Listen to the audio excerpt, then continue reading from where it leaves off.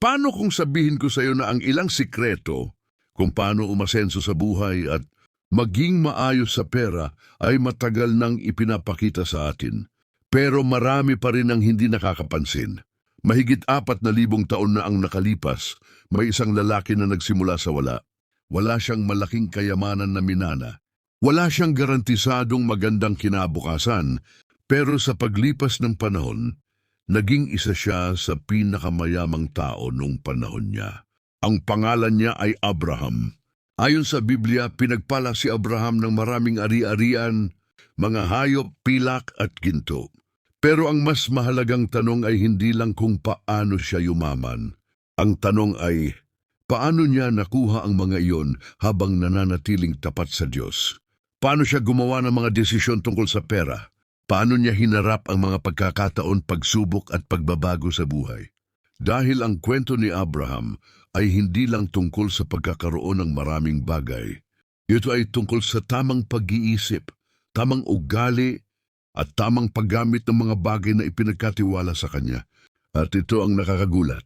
Ang 8 prinsipyo na makikita natin sa buhay ni Abraham ay hindi lang para sa mga taong nabuhay, libu-libong taon na ang nakalipas. Applicable pa rin ang mga ito ngayon. Kahit nasa taong 2026 na tayo, pareho pa rin ang maraming problema ng tao pagdating sa pera. Marami pa rin ang nagtatanong, paano ko mapapabuti ang kalagayan ko sa pera? Paano ako makakaalis sa laging kapos na sitwasyon? Paano ako makakagawa ng mas magandang kinabukasan para sa sarili ko at sa pamilya ko? Sa video na ito, pag-aaralan natin ang 8 aral tungkol sa pera mula sa buhay ni Abraham na maaaring magbago sa paraan ng pagtingin natin sa pera, trabaho at mga desisyon natin sa buhay. Hindi ito simpleng mga payo mula sa isang libro. Ito ay mga aral na makikita sa buhay ng isang taong dumaan sa maraming pagsubok, gumawa ng mahihirap na desisyon, at natutong magtiwala sa Diyos. Kaya ihanda mo ang sarili mo dahil maaring mabago nito ang ilan sa mga bagay na akala mo tungkol sa pera at pananampalataya. Prinsipyo 1. Ihiwalay ang sarili sa mga bagay na humahadlang sa paglago. Hayaan mong ikwento ko sa iyo ang isang desisyon ni Abraham na nagpabago sa buong direksyon ng kanyang buhay. Noong panahon niya, nakatira siya sa isang lugar na maunlad at pamilyar sa kanya. May pamilya siya, may mga kakilala siya, may mga bagay siyang nakasanayan, may seguridad siya sa buhay na meron siya noon. Kung tutuusin, pwede na siyang manatili. Parang maraming tao ngayon na may trabaho na kahit hindi perpekto, pero sapat para mabuhay. May rutina na nakasanayan. May buhay na pamilyar kahit may mga pangarap pa silang gustong maabot. Pero dumating ang panahon na sinabi ng Diyos kay Abraham na umalis siya sa lugar na iyon at pumunta sa lugar na ipapakita sa kanya. At ang mahirap doon, hindi sinabi ng Diyos ang buong detalye. Walang malinaw na plano, walang eksaktong lugar, walang kasiguraduhan kung ano ang mangyayari pagkatapos. Ang mensahe lang ay, umalis ka at magtiwala ka sa gagawin ko. Isipin mo kung ikaw ang nasa sitwasyon ni Abraham. Iiwan mo ba ang isang buhay na alam mo na para pumunta sa isang lugar na hindi mo pa nakikita? Maraming tao ang pipiliing manatili. Sasabihin nila, mas mabuti na dito. Kilala ko na ang buhay ko rito. Baka mas mahirap pa ang susunod. Bakit ko iiwan ang mayroon ako ngayon? Pero iba ang ginawa ni Abraham. Nagtiwala siya. Inihanda niya ang kanyang pamilya at mga ari-arian at umalis siya kahit hindi niya alam ang lahat ng mangyayari. At dito natin makikita ang unang aral. Hindi ka lalago kung patuloy kang nakakapit sa mga bagay na pumipigil sa pag-unlad mo. Hindi ibig sabihin nito na iiwan mo ang pamilya mo o lalayo ka sa lahat ng taong mahalaga sa iyo. Ang ibig sabihin nito ay kailangan mong matutong iwan ang mga maling kaisipan, ugali at nakasanayan na hindi na nakakatulong sa direksyon na gusto mong puntahan. Dahil minsan ang pinakamalaking hadlang sa pag-asenso ay hindi kakulangan sa pera. Ang pinakamalaking hadlang ay ang mindset. Baka lumaki ka sa isang pamilya kung saan palaging naririnig ang mahina talaga ang kita. Mahirap yumaman. Hindi para sa atin ang malaking pangarap. Basta may pangaraw-araw, okay na. Hindi masama ang mamuhay ng simple. Hindi masama ang maging kontento. Pero kung ang ganitong pag-iisip ang pumipigil sa'yo na matuto, mag-ipon, magplano at gumawa ng mas magandang desisyon, kailangan mo itong baguhin. Dahil hindi mo mababago ang magiging resulta ng buhay mo kung pareho pa rin ang paraan ng pag-iisip mo. Kasama rin dito ang mga taong nakaka-impluwensya sa mga desisyon mo. Hindi ibig sabihin na iiwasan mo sila. Pero mahalagang tanungin ang sarili mo, ang mga taong madalas kong pakinggan ba ay nakakatulong sa paglago ko? Pinapalakas ba nila ang loob ko para gumawa ng tama? O lalo lang nila akong pinupuno ng takot at pagdududa? Dahil ang mindset ng mga taong nasa paligid, podo ay maaaring makaapekto sa paraan ng pagtingin mo sa buhay. Ang paghihiwalay ni Abraham ay hindi lang tungkol sa pag-alis ng lugar. Ito ay tungkol sa pag-iwan-luluan paraan ng pag-iisip. Ganito rin sa pera. Kailangan mong iwan ng ugali na laging gumastos kahit hindi kailangan. Kailangan mong tigilan ng pagbili para lang makasabay sa iba. Kailangan mong alisin ang dahilan kung bakit hindi ka nagsisimula, mag-ipon o matuto tungkol sa pera. Dahil hindi sapat ang pangarap lamang. Kailangan din ng pagbabago. At nang sumunod si Abraham sa Diyos, nagsimula ang isang bagong yugto ng kanyang buhay. Sinasabi sa Genesis, Kabanata 13, talata 2, na naging napakayaman niya sa mga hayop, pilak at ginto. Pero bago dumating ang pagpapala, dumaan muna siya sa isang desisyon na mahirap gawin. Kailangan muna niyang umalis sa nakasanayan niya. Dahil madalas, ang malaking pagbabago sa buhay ay nagsisimula sa isang hakbang na hindi komportable.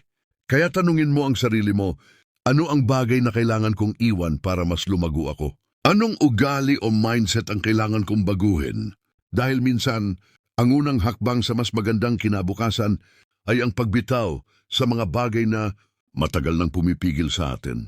Prinsipyo 2, unahin ang Diyos at matutong magbigay. Ngayon pag-usapan naman natin ang isang prinsipyo na madalas hindi naiintindihan ng maraming tao tungkol sa pera. Ito ay tungkol sa pagbibigay at pagkilala kung saan talaga nanggagaling ang lahat ng mayroon tayo. Matapos talunin ni Abraham ang 4 na makapangyarihang hari at mailigtas ang kanyang pamangkin na si Lot, nakilala niya si Melchizedek.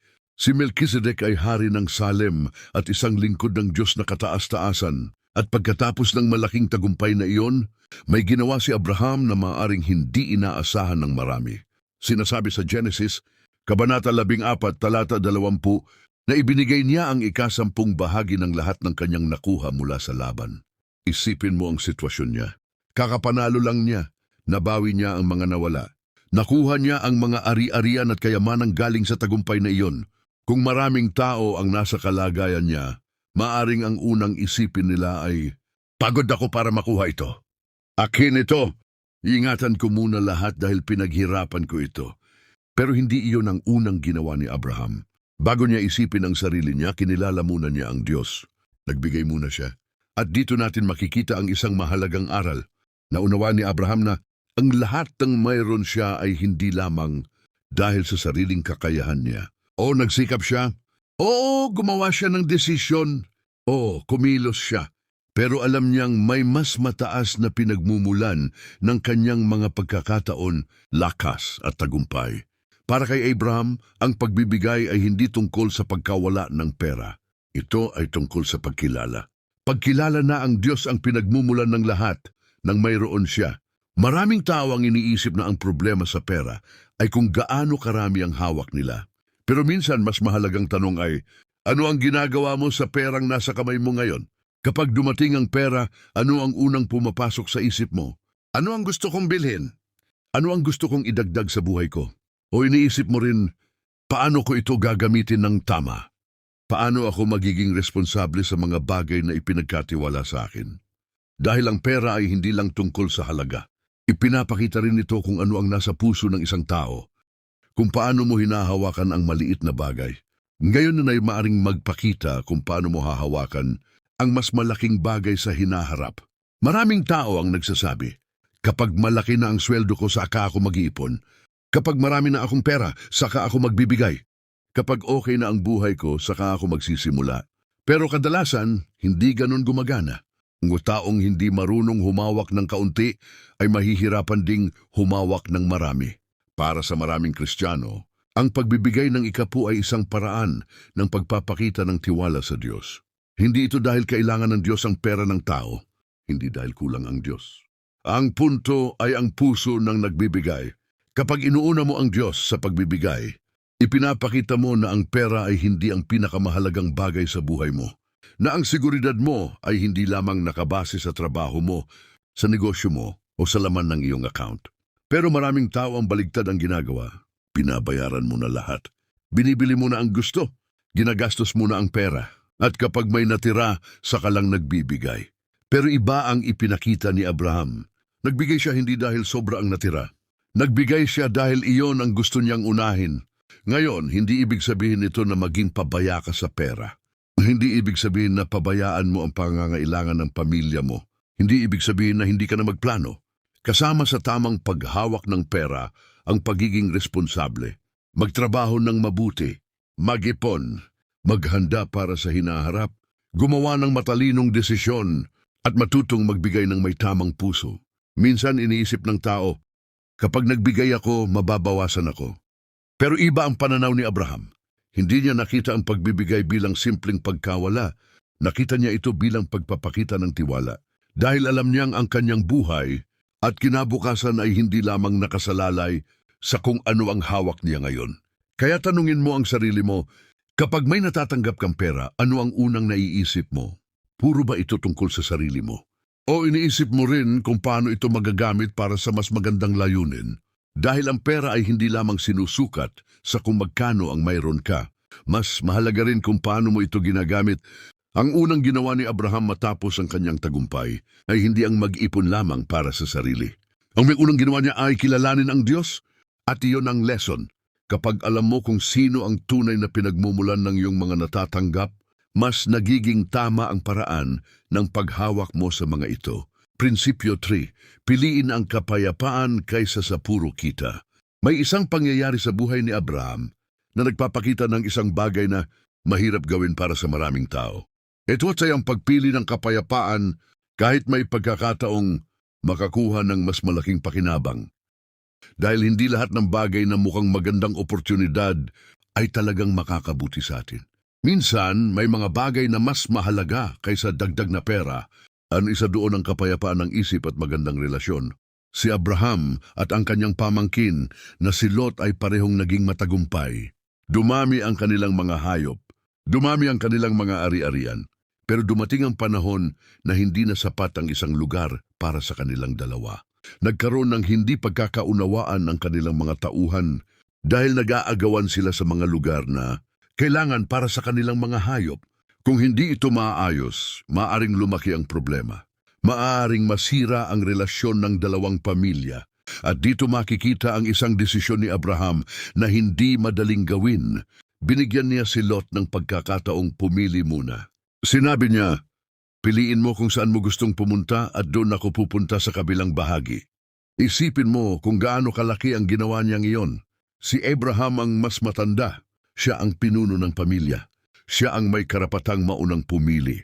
Pero pinili niyang isantabi ang kanyang sariling karapatan para mapanatili ang kapayapaan. Kung tutuusin, parang hindi ito magandang desisyon kung pera lang ang pag-uusapan. Parang ibinigay niya ang pagkakataong makuha ang pinakamagandang lugar.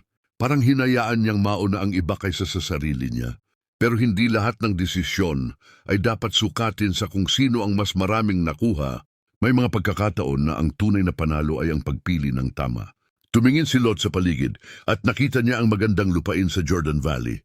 Mukhang ito ang pinakamagandang piliin. Masagana ang lupa. Maganda para sa kanyang mga hayop. Kaya iyon ang kanyang pinili. At kung titingnan sa panlabas na sitwasyon, parang si Abraham ang naiwan sa mas hindi magandang bahagi. Parang siya ang natalo sa pagpili. Pero pagkatapos umalis ni Lot, kinausap ng Diyos si Abraham at ipinakita sa kanya ang mas malaking plano. Ang bagay na binitiwan niya para sa kapayapaan ay hindi naging dahilan ng kanyang pagkatalo. At ito ang mahalagang lesson. Hindi lahat ng bagay na pinapakawalan mo ay pagkawala. Minsan may mga bagay kang isinusuko ngayon dahil may mas mahalagang bagay kang pinoprotektahan. Sa buhay ngayon maraming ganitong sitwasyon.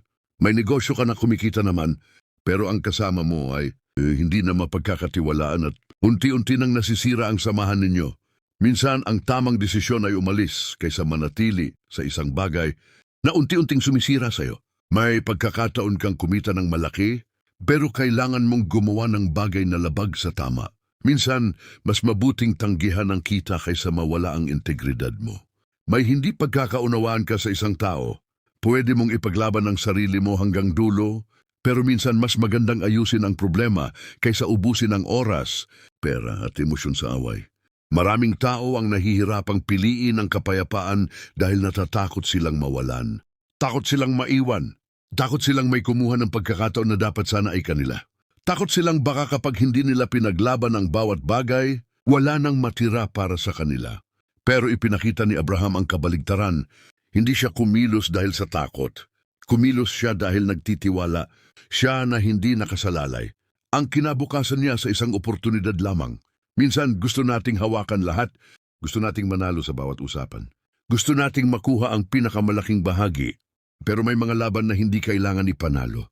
May mga pagkakataon na mas mahalaga ang magandang relasyon kaysa sa dagdag na kita. Mas mahalaga ang katahimikan ng isip kaysa sa pera na nagdudulot naman ng stress. Hindi ibig sabihin nito na maging mahina ka. Hindi ibig sabihin na hayaan mong abusuhin ka ng ibang tao. Hindi rin ibig sabihin na huwag mong ipaglaban ang tama. Ang ibig sabihin nito ay matutong pumili ng tamang laban. Alamin kung kailan dapat lumaban at kung kailan mas magandang bitawan. Si Abraham ay nagtiwala na aalagaan siya ng Diyos kahit hindi siya ang unang pumili. At dahil doon hindi siya kumilos mula sa kakulangan. Hindi siya nagdesisyon dahil natatakot siyang mawalan. Alam niyang may mas malaking plano kaysa sa nakikita niya sa sandaling iyon. Kaya tanungin mo ang sarili mo, may bagay ba akong hinahawakan ngayon na sinisira naman ang kapayapaan ko? May pera ba o oportunidad na pinipilit kong kunin kahit kapalit nito? Yung relasyon o integridad ko? Dahil minsan, ang pinakamagandang desisyon sa pera ay hindi kung paano ka kikita ng mas marami. Minsan, ito ay kung paano mo mapapanatili ang mga bagay na tunay na mahalaga. Piliin ang kapayapaan. Piliin ang tama. Dahil ang pera ay maaaring dumating at mawala. Pero ang magandang relasyon, tiwala at katahimikan ng puso ay mga bagay na hindi madaling palitan. Prinsipyo ng Quaro, ang integridad ay mas mahalaga kaysa sa mabilis na pakinabang. May isang desisyon si Abraham na nagpapakita ng isang bagay na madalas nakakalimutan ng maraming tao. Kapag pera na ang pinag-uusapan, hindi lang mahalaga kung magkano ang kinikita mo. Mas mahalaga rin kung paano mo ito nakuha. Dahil ang pera na nakuha sa maling paraan ay maaaring magbigay ng pansamantalang saya. Pero ang magandang pangalan at tiwala ng tao ay mas matagal ang halaga. Nang mamatay ang asawa ni Abraham na si Sarah, kailangan niya ng lugar kung saan ito ililibing. May isang lalaking nagngangalang Ephron na may-ari ng isang bukirin na may kuweba na bagay sana para sa libingan. Lumapit si Abraham upang bilhin ang lugar at doon nangyari ang isang nakakagulat na bagay. Sa harap ng maraming tao, inalok ni Ephron na ibigay na lang kay Abraham ang bukirin at ang kuweba. Kung iisipin, magandang pagkakataon yon, libre na. Wala nang kailangang bayaran. Maraming tao ang maaaring magsabi, sayang naman kung tatanggihan ko ito. Bakit pa ako magbabayad kung ibinibigay naman? Pero iba ang pinili ni Abraham. Tumanggi siyang kunin ng libre ang lugar. Pinili niyang bayaran ang buong halaga nito sa harap ng mga saksi. Bakit niya ginawa yon? Dahil alam niya na may mga bagay na mas mahalaga kaysa sa pagtitipid. Mas mahalaga ang pagiging tapat kaysa sa madaling paraan. Mas mahalaga ang magandang pangalan kaysa sa libreng bagay. Kung tinanggap ni Abraham ang lupa ng walang bayad, maaring dumating ang panahon na may magsabi, hindi naman talaga kanya iyon. Ibinigay lang naman sa kanya. Baka may utang na loob siya kaya niya nakuha. Pero nang bayaran niya ng maayos ang halaga nito, naging malinaw ang lahat. Walang duda, walang magiging problema tungkol sa pagmamay-ari. Pinrotektahan niya ang kanyang pangalan at tiwala ng mga tao sa kanya. At ito ang mahalagang lesson para sa atin ngayon. Maraming tao ang naghahanap ng mabilis na paraan. Paano makatipid? Paano kumita agad? Paano makalamang? Pero hindi lahat ng mabilis na paraan ay makakatulong sa pangmatagalan. Minsan, ang maliit na pakinabang ngayon ay nagiging malaking problema sa hinaharap. Sa negosyo, trabaho at araw-araw na buhay, mahalaga ang integridad. Kung may mga taong nagtatrabaho para sa'yo, tratuhin sila ng tama. Kung may pangako, katuparin mo. Kung may kasunduan ka, respetuhin mo. Kung may pagkakamali ang ibang tao at may pagkakataon kang samantalahin yon, piliin mong gawin ang tama. Dahil ang tunay na karakter ng isang tao ay hindi lang nakikita kapag may nakatingin. Nakikita ito sa mga desisyon niya kapag walang nakakaalam. Maraming tao ang iniisip na ang pagiging tapat ay nakakapagpabagal sa tagumpay. Iniisip nila, kung hindi ako gagawa ng shortcut, mahuhuli ako. Kung hindi ako lalaban para sa sarili ko, mawawalan ako. Pero ipinapakita ng buhay ni Abraham na ang integridad ay hindi hadlang sa pag-unlad. Ito ay pundasyon. Kapag kilala ka bilang taong mapagkakatiwalaan, mas maraming tao ang gustong makasama ka. Mas nagiging bukas ang mga oportunidad. Mas madaling bumuo ng magandang relasyon sa trabaho o negosyo dahil ang mga tao ay mas gustong makipag-ugnayan sa taong alam nilang tapat. Isipin mo ito. Mas pipiliin ba ng isang tao ang partner na mabilis, kumita pero hindi mapagkakatiwalaan? O ang taong mabagal man minsan pero alam mong hindi ka lolokohin? Sa pangmatagalan, ang tiwala ang isa sa pinakamahalagang puhunan. Hindi naging matagumpay si Abraham dahil marunong lang siyang kumuha ng pagkakataon. Naging matagumpay siya dahil marunong siyang gumawa ng tama kahit may mas madaling paraan. At iyon ang hamon sa atin. Huwag itayo ang buhay mo sa pandaraya. Huwag habulin ang pera sa paraang mawawala ang respeto mo sa sarili at sa ibang tao. Huwag isakripisyo ang prinsipyo para sa pansamantalang kita. Kung gusto mong magkaroon ng magandang kinabukasan sa pera, simulan mo sa pagiging taong mapagkakatiwalaan, maging tapat sa salita, maging patas sa pakikitungo. Tuparin ang responsibilidad, gawin ang tama kahit walang nakakakita. Dahil ang pera ay maaaring mawala at bumalik, ang negosyo ay maaaring bumagsak at muling itayo. Pero ang pangalan at tiwala ng tao kapag nasira, mahirap ibalik. Kaya tandaan, ang tunay na tagumpay ay hindi lamang tungkol sa kung gaano karami ang nakuha mo. Ito rin ay tungkol sa kung paano mo ito nakuha. Prinsipyo FIM, hindi mo kailangan gawin lahat mag-isa. May isang bagay tungkol sa tagumpay ni Abraham na madalas hindi napapansin ng maraming tao. Hindi niya narating ang lahat dahil nag-iisa lang siya. Maraming tao ang iniisip na ang susi sa tagumpay ay gawin lahat mag-isa.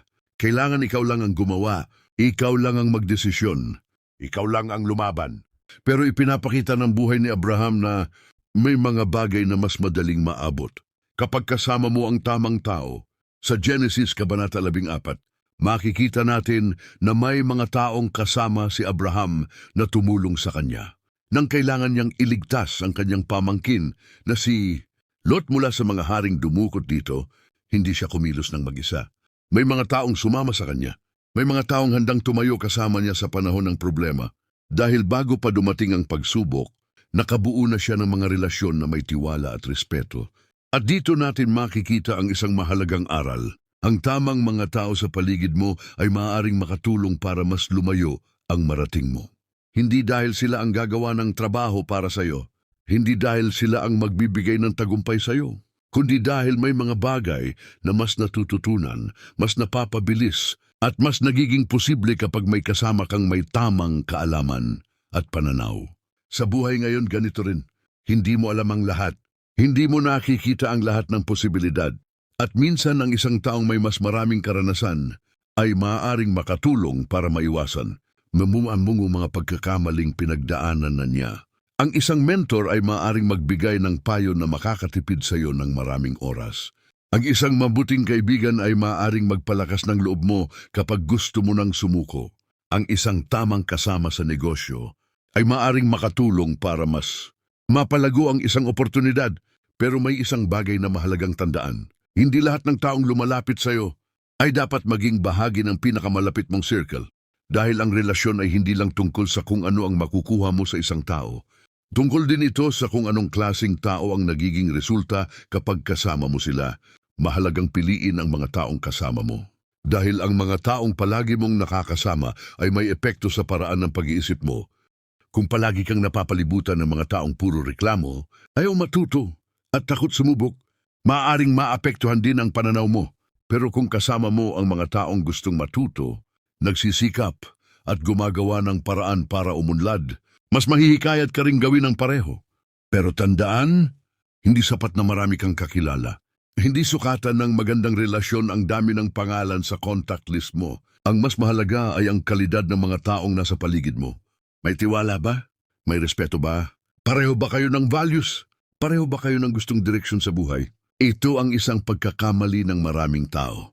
Gusto nilang magkaroon ng magandang connections dahil iniisip nila, ano ang makukuha ko sa taong ito? Ano ang maitutulong niya sa akin? Pero ang mas magandang tanong ay, ano rin ang maibibigay ko? Paano ako magiging taong magandang makasama? Paano ako makakatulong sa paglago ng ibang tao? Hindi lang ginamit ni Abraham ang kanyang mga kasama para sa sariling kapakinabangan. May halaga rin siyang dala sa relasyon nila. May tiwala, may respeto, may parehong paniniwala sa kung paano mamuhay. Kaya naging matibay ang kanilang samahan. Sa panahon ngayon, mahalagang bumuo ng tunay na relasyon. Makinig sa mga taong mas may karanasan. Matuto mula sa mga taong may magandang resulta sa buhay. Makipagkaibigan sa mga taong may magandang karakter. At maging handa ring tumulong sa iba. Dahil ang magandang relasyon ay hindi isang one-way na bagay. Hindi puro pagtanggap. May pagbibigay din. Pero maging maingat. Hindi lahat ng oportunidad na dumarating ay galing sa tamang tao. May mga taong magaling magsalita pero hindi marunong tumupad. May mga taong mabilis mangako pero hindi marunong maging responsable. May mga taong gustong makipag-ugnayan dahil may gusto silang makuha pero wala silang pakialam sa kapakanan ng iba. Kaya mahalagang piliin ang mga taong papasukin mo sa buhay mo. Ang isang maling kasama ay maaaring magdala ng problema na matagal mong aayusin. Pero ang tamang kasama ay maaaring makatulong para maiwasan mo ang pagkakamali at mas mapalapit ka sa layunin mo. Tingnan mo ang sarili mong circle ngayon. Ang mga taong madalas mong kausap ba ay nakakatulong para maging mas mabuting tao ka? Mas natututo ka ba? Mas nagiging determinado ka ba? Mas lumalakas ba ang pananampalataya at pangarap mo? Dahil minsan, anong pagbabago ng buhay ay nagsisimula sa pagbabago ng mga taong pinapakinggan at pinapalapit natin. Tulad ni Abraham, hindi mo kailangang gawin lahat mag-isa. Piliin ang tamang tao, bumuo ng relasyon na may tiwala at respeto, at maging taong nagbibigay rin ng halaga sa buhay ng iba. Dahil ang tamang mga kasama ay hindi lamang tumutulong sa paglalakbay mo. Minsan, sila rin ang dahilan kung bakit mas malayo ang nararating mo. Prinsipyo 6. Ang pagiging mapagbigay ay nagbubukas ng mga oportunidad. May isang pangyayari sa buhay ni Abraham na nagpapakita ng isang ugali na madalas hindi napapansin ng maraming tao. Ito ay ang pagiging mapagbigay at marunong makitungo sa iba. Maraming tao ang iniisip na ang tagumpay ay tungkol lamang sa pagiging matalino, masipag at marunong kumita ng pera. Totoo na mahalaga ang mga iyon. Pero may isang bagay na hindi dapat kalimutan. Kung paano mo tratuhin ang mga tao ay may malaking epekto rin sa mga oportunidad na dumarating sa buhay mo. Isang araw, nakaupo si Abraham sa labas ng kanyang tolda nang may 3 estrangherong dumating. Hindi niya sila kilala. Hindi niya alam kung sino sila. Hindi niya alam kung may maitutulong ba sila sa kanya o kung may makukuha ba siya mula sa kanila. Kung iisipin ng karamihan, baka hindi na nila papansinin ang mga ito. Maari nilang sabihin, hindi ko naman sila kilala. Hindi ko naman sila kailangan. Bakit ko pa sila aasikasuhin? Pero iba ang ginawa ni Abraham. Lumapit siya sa kanila. Tinanggap niya sila. Inalok niya sila ng pagkain at pahinga. Ipinakita niya ang kabutihan kahit wala siyang hinihintay na kapalit. At dito natin makikita ang isang mahalagang lesson. Hindi naging mabuti si Abraham dahil gusto niyang may makuha. Hindi niya alam kung sino ang mga taong iyon. Hindi niya alam kung anong mangyayari pagkatapos. Ginawa niya iyon dahil iyon ang klase ng taong siya. At kalaunan nalaman niya na ang mga estrangherong iyon ay mga mensahero ng Diyos. Ngayon, ano ang ibig sabihin nito para sa atin? Hindi ibig sabihin na ibibigay mo na lang ang lahat ng hindi nag-iisip. Hindi ibig sabihin na hahayaan mong samantalahin ka ng ibang tao. Ang ibig sabihin nito ay matutong maging isang taong may malasakit, isang taong marunong rumispeto, isang taong hindi lamang iniisip kung ano ang makukuha niya. Dahil hindi natin alam kung sino ang taong nasa harap natin. Minsan ang simpleng kabutihan na ginawa mo, sundanay tring Beijing dahil ng isang magandang pagkakataon sa hinaharap. Hindi dahil ginawa mo iyon para may kapalit, kundi dahil ang mabuting ugali ay nagiiwan ng magandang epekto sa ibang tao. Sa totoong buhay, makikita natin ito sa maraming paraan. Kapag maayos mong tinatrato ang mga taong kasama mo sa trabaho, mas nagiging maganda ang samahan. Kapag pinapahalagahan mo ang mga taong tumutulong sa'yo, mas nagiging matibay ang tiwala. Kapag nagbibigay ka ng magandang serbisyo sa ibang tao, mas nagiging posible na bumalik sila at irekomenda ka sa iba. Maraming negosyo ang hindi lang lumalaki dahil sa produkto. Lumalaki rin sila dahil sa reputasyon, dahil naalala ng tao kung paano sila tinrato. May mga taong babalik hindi lang dahil maganda ang binili nila. Babalik sila dahil naramdaman nilang pinahalagahan sila. Ito ang isang bagay na naunawaan ni Abraham. Ang tao ay hindi lang dapat tingnan kung ano ang kaya niyang ibigay sa atin. Dapat din nating makita ang halaga niya bilang tao. Dahil ang bawat taong nakakasalamuhan natin ay may sariling kwento, pangarap at pinagdadaanan. Pero tandaan din, ang pagiging mapagbigay ay kailangan ng karunungan. Hindi ibig sabihin na lagi kang oo sa lahat. Hindi ibig sabihin na pababayaan mo ang sarili mo. Ang tunay na kabutihan ay may kasamang tamang pag-iisip. Marunong kang tumulong, pero marunong ka ring magtakda ng tamang hangganan. Sa panahon ngayon, maraming tao ang naghahanap kung paano sila makakakuha ng mas maraming oportunidad. Pero minsan, nakakalimutan nila ang isang simpleng bagay. Maging taong gusto ring makasama ng iba, maging taong mapagkakatiwalaan, maging taong nagbibigay ng halaga. Hindi mo alam kung sino ang taong tinutulungan mo ngayon. Baka ang taong pinakinggan mo ngayon ang maging dahilan ng isang magandang pagkakataon bukas. Baka ang taong tinulungan mo sa maliit na bagay ay maalala ang kabutihan mo sa panahon na kailangan mo rin ng tulong. Baka ang magandang pangalan na binubuo mo ngayon ang magbukas ng pinto sa hinaharap. Ang pagiging mapagbigay ay hindi garantiya na lahat ng gagawin mong mabuti ay agad babalik sa'yo. Pero ito ay paraan ng pamumuhay na lumilikha ng tiwala at magandang relasyon. At ang tiwala ay isa sa pinakamahalagang bagay sa buhay. Kaya tanungin mo ang sarili mo, paano mo ba tinatrato ang mga taong wala namang maibibigay sa'yo? Mabuti ka lang ba kapag may pakinabang? O ginagawa mo ang tama dahil iyon ang klase ng taong gusto mong maging? Tulad ni Abraham, matuto tayong maging mapagbigay. Magbigay ng oras, magbigay ng respeto, magbigay ng tulong kapag kaya, at tratuhin ang mga tao ng may kabutihan. Dahil minsan, ang mga pintong binubuksan ng magandang ugali ay hindi natin kayang buksan. Gamit lamang ang pera o koneksyon. Ang taong marunong magbigay at marunong rumespeto ay nagiging taong pinagkakatiwalaan. At ang tiwala ay isang bagay na maaaring magdala ng mga oportunidad na hindi natin inaasahan. Prinsipyo Sechi, matutong sumubok ng may pananampalataya at paghahanda. May isang bagay na kailangang maintindihan tungkol sa tagumpay ni Abraham. Hindi siya umabot sa kung nasaan siya dahil palagi siyang nanatili sa ligtas at pamilyar na lugar. May mga panahon na kailangan niyang gumawa ng hakbang kahit hindi niya alam ang buong mangyayari. Pero mahalagang tandaan, ang pananampalataya ay hindi pagiging padalos-dalos. Hindi ibig sabihin na gagawin mo ang kahit ano nang walang pag-iisip. Ang tunay na pananampalataya ay may kasamang paghahanda, karunungan at tamang direksyon. Sinasabi sa Hebreo, Kabanata 11, talata 8, na sumunod si Abraham nang tawagin siya ng Diyos, na pumunta sa lugar na ibibigay sa kanya bilang mana, kahit hindi niya alam kung saan siya pupunta. Isipin mo ang hirap ng desisyong iyon. Iniwan niya ang lugar na pamilyar sa kanya. Iniwan niya ang buhay na alam niya. Pumasok siya sa isang sitwasyon na hindi niya kontrolado. Wala siyang kumpletong detalye ng mangyayari. Pero mayroon siyang isang bagay, pagtitiwala sa pangako ng Diyos. At dito natin makikita ang pagkakaiba ng dalawang klase ng risk. May risk na galing sa kawalan ng pag-iisip. At may risk na ginagawa dahil alam mong ito ang tamang hakbang matapos kang maghanda. Ang maling risk ay kapag kumikilos ka dahil lamang sa emosyon. Halimbawa, sumasali ka sa isang bagay dahil uso ito. Naglalagay ka ng pera dahil sinabi ng ibang tao na mabilis kang kikita. Gumagawa ka ng malaking desisyon kahit wala kang sapat na kaalaman. Hindi mo pinag-aaralan, hindi mo pinaplano. Umaasa ka lang na magiging maayos ang lahat. Iyan ay hindi pananampalataya. Iyan ay kawalan ng paghahanda. Pero iba ang ginawa ni Abraham. Bago siya umalis, naghanda siya. Inayos niya ang kanyang pamilya. Tinipon niya ang kanyang mga ari-arian.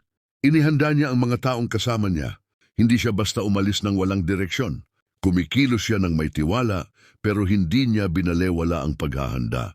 Ganito rin sa buhay natin ngayon. Kung gusto mong magsimula ng negosyo, hindi sapat ang excitement lamang.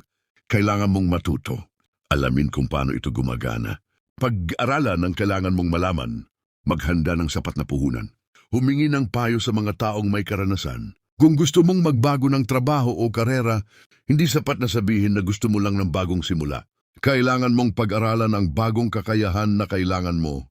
Maghanda bago gumawa ng malaking hakbang. Maraming tao ang nagkakamali dahil iniisip nila na kapag may pananampalataya sila, hindi na kailangan ng plano. Pero hindi ganun ang ipinakita ni Abraham. Ang pagtitiwala sa Diyos ay hindi dahilan para maging pabaya. Sa halip nagbibigay ito ng lakas para kumilos ng may karunungan. Minsan ang dahilan kung bakit hindi sumusubok ang tao ay dahil sa takot. Takot mabigo, takot mawalan, takot sa sasabihin ng iba. Dahil sa mga dating pagkakamali, pinipili nilang manatili na lang sa lugar na komportable. Pero kung palagi kang takot kumilos, maaari mong palampasin ang mga pagkakataong maaaring magbago sa buhay mo. Pero tandaan, hindi lahat ng pagkakataon ay dapat kunin. Hindi lahat ng risk ay tama. Kailangan mong matutong magtanong, handa ba ako? May sapat ba akong kaalaman? Ginawa ko ba ito dahil sa tamang dahilan? O ginagawa ko lang ito dahil natatakot akong maiwan? Ang tamang hakbang ay hindi laging madali. Minsan kailangan mong lumabas sa nakasanayan. Minsan, kailangan mong magsimula kahit hindi mo pa nakikita ang buong resulta. Pero kapag ginawa mo ito ng may paghahanda at tamang pananaw, mas nagiging matatag ka sa anumang mangyari.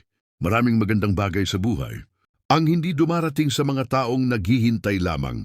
Dumarating ito sa mga taong handang kumilos. Ang oportunidad ay hindi lamang hinahanap. Pinaghahandaan din ito. Kaya huwag hayaang pigilan ka ng takot. Pero huwag ka ring kumilos ng walang pag-iisip. Manalangin, maghanda, matuto, humingi ng tamang payo. At kapag malinaw na ang direksyon, magkaroon ng tapang na gawin ang susunod na hakbang. Dahil ang buhay ni Abraham ay nagpapakita na ang malaking pagbabago ay madalas nagsisimula sa isang hakbang na may kasamang pananampalataya. Hindi dahil alam niya ang lahat, kundi dahil nagtitiwala siya sa Diyos habang ginagawa niya ang kanyang bahagi. Tanungin mo ang sarili mo, may bagay ba akong matagal nang gustong gawin pero pinipigilan ako ng takot? May pagkakataon ba akong iniiwasan dahil hindi ako sigurado? Ano ang kailangan kong matutunan at ihanda bago ako gumawa ng hakbang? Dahil ang tunay na pananampalataya ay hindi lang paghihintay. Ito ay pagtitiwala habang kumikilos. At tulad ni Abraham, maaari kang gumawa ng hakbang patungo sa mas magandang kinabukasan kapag pinagsama mo ang pananampalataya, paghahanda at tamang desisyon. Prinsipyo 8. Mag-isip para sa susunod na henerasyon. Maraming tao ang nagtatrabaho ng mabuti para magkaroon ng magandang buhay.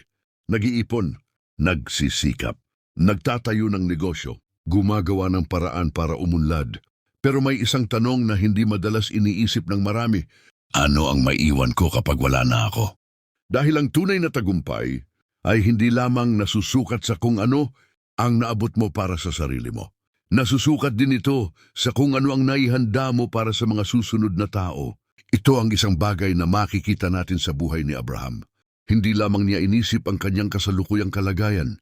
Hindi lamang niya inipon ang mga bagay para sa sarili niya. Inihanda niya ang kanyang anak na si Isaac upang maipagpatuloy ang mga bagay na ipinagkatiwala sa kanya. Alam ni Abraham na ang mga pagpapala na natanggap niya ay hindi lamang para sa kanyang panahon. May mas malaking layunin ito. Sinasabi sa Genesis, Kabanata 25, Talata 5, na ibinigay ni Abraham kay Isaac ang lahat ng mayroon siya. Ipinapakita nito na pinag-isipan niya ang kinabukasan.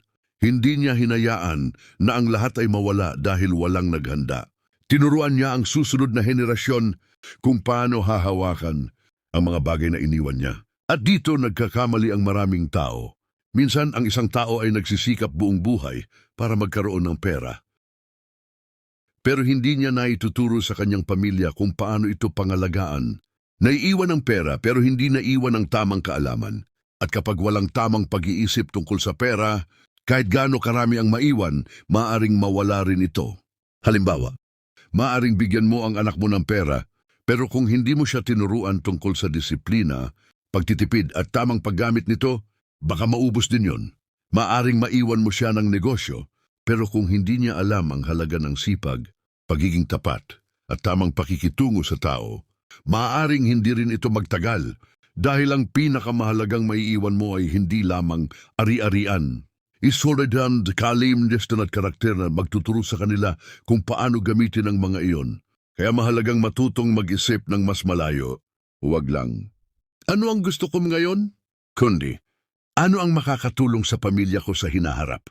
Ano ang magandang aral na may iwan ko sa mga susunod sa akin? Ang pagbuo ng magandang kinabukasan ay nagsisimula sa mga desisyon ngayon. Kapag marunong kang magplano, kapag hindi mo inuubos lahat ng mayroon ka, kapag natututo kang mag-ipon at gumawa ng tamang desisyon, kapag tinuturuan mo ang pamilya mo tungkol sa responsibilidad, hindi ibig sabihin nito na hindi ka na dapat mag-enjoy sa buhay. Hindi masama ang magbigay ng magandang bagay sa sarili. Hindi masama ang magkaroon ng mga bagay na nagpapasaya sa iyo. Pero kailangan mong isipin kung ang mga ginagawa mo ngayon ay makakatulong ba sa kinabukasan o pansamantalang saya lamang. Maraming tao ang nakatingin lamang sa kasalukuyan. Kung ano ang gusto ngayon, kinukuha agad. Kung ano ang uso, sinusundan agad. Kung ano ang nagbibigay ng pansamantalang saya, inuuna agad. Pero ang taong may malay sa kinabukasan ay marunong maghintay. Marunong siyang magsakripisyo ngayon para magkaroon ng mas magandang resulta bukas. Ito ang ipinakita ni Abraham. Hindi lamang siya naging matagumpay dahil marami siyang nakuha. Naging matagumpay siya dahil alam niya kung paano pangalagaan at ipasa ang mga bagay na mayroon siya. Ang kayamanan niya ay hindi natapos sa kanya. Nagpatuloy ito sa kanyang pamilya at sa mga sumunod na henerasyon. At ito rin ang hamon para sa atin ngayon. Ano ang gusto mong iwan? Puro gamit lamang ba? O isang magandang halimbawa? Isang pangalan na may tiwala? Isang pamilya na marunong gumawa ng tamang desisyon? Isang buhay na may aral na maaring sundan ng iba? Dahil sa huli, ang pinakamahalagang pamana ay hindi lamang pera. Ito ay ang values na itinuro mo, ang disiplina na ipinakita mo, ang pananampalatayang iniwan mo, at ang kaalamang makakatulong sa kanila habang buhay. Ang modelo ni Abraham ay hindi lamang tungkol sa pagkakaroon ng marami. Ito ay tungkol sa pagiging mabuting tagapangalaga ng mga bagay na ipinagkatiwala sa kanya. At iyon ang tunay na layunin, hindi lamang magkaroon para sa sarili, kundi maging pagpapala rin sa iba. Kapag tiningnan natin ang buong kwento ni Abraham, makikita natin na ang kanyang tagumpay ay hindi lamang dahil sa pagkakataon, hindi lamang dahil sa kanyang kayamanan, hindi lamang dahil sa kanyang kakayahan. Ang kanyang buhay ay puno ng mga desisyon na nagpapakita ng tamang pananaw, pagtitiwala at disiplina. Una, natutunan niya na kailangan niyang iwan ang mga bagay na pumipigil sa kanyang paglago. Hindi siya nanatili sa kung ano lang ang komportable. Handa siyang gumawa ng hakbang patungo sa mas magandang direksyon. Pangalawa, natutunan niyang unahin ang Diyos at kilalanin ang pinagmumula ng kanyang mga natatanggap. Hindi niya itinuring ang kanyang tagumpay bilang dahilan para maging mataas ang tingin niya sa sarili. Sa halip, ginamit niya ang kanyang mga pagpapala ng may pagpapasalamat. Pangatlo, pinili niya ang kapayapaan kaysa sa pansamantalang pakinabang. Naunawaan niya na hindi lahat ng laban ay kailangang panalunan. May mga bagay na mas mahalaga kaysa pera. Pang-apat, pinahalagahan niya ang integridad. Pinili niyang gawin ang tama kahit may mas madaling paraan. Dahil alam niyang ang tiwala at magandang pangalan ay mas mahalaga kaysa mabilis na kita. Panglima, natutunan niya ang halaga ng tamang mga tao. Hindi niya ginawa lahat ng mag-isa. Bumuo siya ng relasyon sa mga taong may parehong prinsipyo at paniniwala. Pang-anim, ipinakita niya ang kahalagahan ng pagiging mapagbigay. Hindi lamang niya tinanong kung ano ang makukuha niya mula sa iba. Iniisip din niya kung paano siya makakapagbigay ng halaga. Pampito, natutunan niyang gumawa ng matapang na hakbang ng may pananampalataya at paghahanda. Hindi siya kumilos ng walang pag-iisip. Naghanda siya bago gumawa ng malaking desisyon. At pangwalo, hindi lamang niya inisip ang sarili niya. Inihanda niya ang susunod na henerasyon. Dahil ang tunay na tagumpay ay hindi lang kung ano ang naabot mo, kundi kung ano ang magandang epekto na maiiwan mo. Ang 8 prinsipyong ito ay hindi lamang kwento mula sa nakaraan. Mga aral ito na maaari nating gamitin ngayon sa paraan ng paghawak natin ng pera, sa mga desisyong ginagawa natin, sa paraan ng pakikitungo natin sa ibang tao, at sa paraan ng paghahanda natin para sa kinabukasan. Hindi mo kailangang magsimula na marami agad ang mayroon ka. Ang mahalaga ay magsimula ka sa tamang paraan, baguhin ang mindset, gumawa ng tamang desisyon, matutong magplano, maging tapat, magtiwala sa Diyos, at gamitin ng tama ang mga bagay na nasa kamay mo ngayon dahil ang magandang buhay ay hindi lamang tungkol sa kung gaano karami ang mayroon ka. Ito ay tungkol sa kung paano mo ginagamit ang mayroon ka para maging mas mabuting tao at maging pagpapala sa iba. Ito ang aral mula kay Abraham. At ito rin ang hamon para sa atin ngayon. Huwag lamang mabuhay para magkaroon. Mabuhay upang mag-iwan ng magandang epekto. Dahil ang tunay na kayamanan ay hindi lamang nasusukat sa kung ano ang naiipon mo, kundi sa kung anong kabutihan ang naiiwan mo pagkatapos ng iyong buhay.